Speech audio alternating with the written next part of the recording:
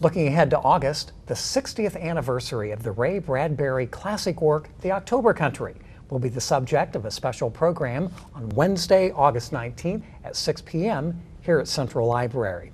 The presenter, Dr. Jonathan Eller, who's the director of the Center for Ray Bradbury Studies at IUPUI, and also the author of 2 Ray Bradbury books that we'll discuss in just a moment.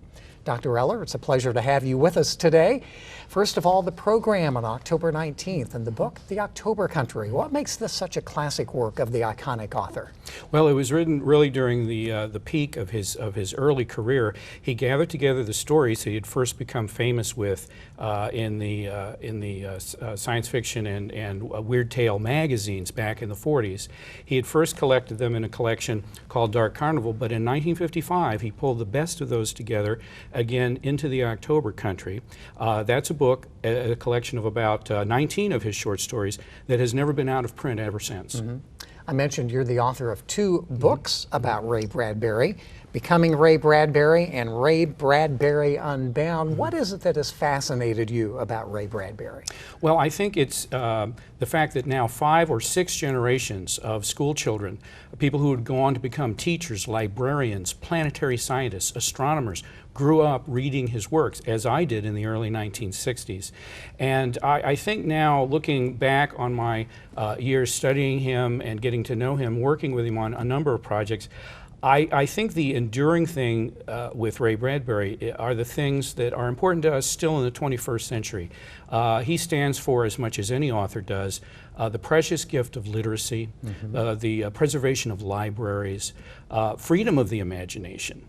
And because he was writing a lot of these stories at the height of McCarthyism, where anti-authoritarian thinking of any kind was not popular. And then his ability to inspire us more than just about any other author about the American space program.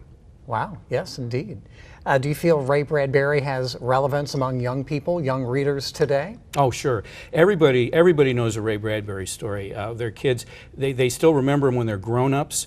They may not remember the title, they may not even remember that he wrote it, but they read him in school. He's in about nearly 1,000 textbooks and anthologies, probably more than that between Britain, Canada, and the United States. Shows up in the curriculum quite a bit because the stories, whether they're couched in fantasy or science fiction or light terror tales, it doesn't really matter. They're about the human heart, the things that are really important to children and how they translate when they grow up into adulthood. It's a very enduring kind of legacy in his writing.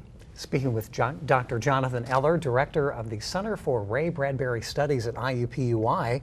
Dr. Eller, I'm not sure that many people know where the center is located. Where is it and what happens at the Center for Ray Bradbury Studies? Well, we founded it in 2007. Dr. Bill Tupons and I, published authors on Ray Bradbury, happened to both be on the faculty here, and we began the center 8 years ago.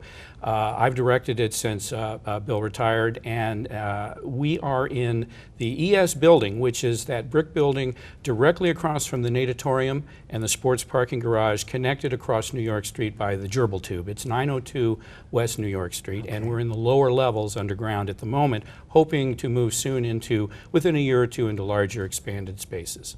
And soon, during the month of August, you'll be having a special exhibition. Tell us about that. Yes, we're real pleased to have a chance to exhibit for the entire month of August in the Campus Center's Cultural Arts Gallery a lot of our treasures, a lot of our holdings that were gifted to us graciously by the Ray Bradbury family and by Mr. Don Albright, who was a longtime friend of Ray's and principal bibliographer. Together we have 20,000 pounds of his materials, his precious lifetime of artifacts and awards, his working library, his office entire with his papers and much of his correspondence. And we're going to be pulling the best highlights from those pieces, have them up in the gallery over in the Campus Center off University Boulevard. Wonderful. All through August? All through August, yes. Okay. Again, Dr. Eller will be presenting at Central Library on August 19th at 6 p.m., free and open to the public. You'll be talking about the book, The October Country. What is it that you hope people will take away from your program? I think that they will appreciate, once again, how The earliest success that Ray Bradbury had, one of the most recognized writers of our time, was really with the weird tales and the light terror tales. And that in the mid-50s he pulled the best of them along with some of his newer stories together for a collection that has endured and endured. And when we look back at that history, I will be talking a little bit about how it was really one of many books that fell at least a little bit under the shadow of McCarthyism and the intolerance of that time, because these were stories that were easily adopted to comics in those days, at a time when the comics were coming under fire and even being burned in America by many groups. And Bradbury was able to weather that with these stories, which remain timeless in their own way. They're about the emotions of people, children growing up, and the memories they have of their early lives and how they shape their adult lives. And that really makes them timeless stories. Sounds fascinating. Dr. Jonathan Eller, Director of the Center for Ray Bradbury Studies at IUPUI, best of luck with your programming at that location. And check out his program at the library. Again, it's free to the public on Wednesday, August 19th at 6 p.m. here at Central Library.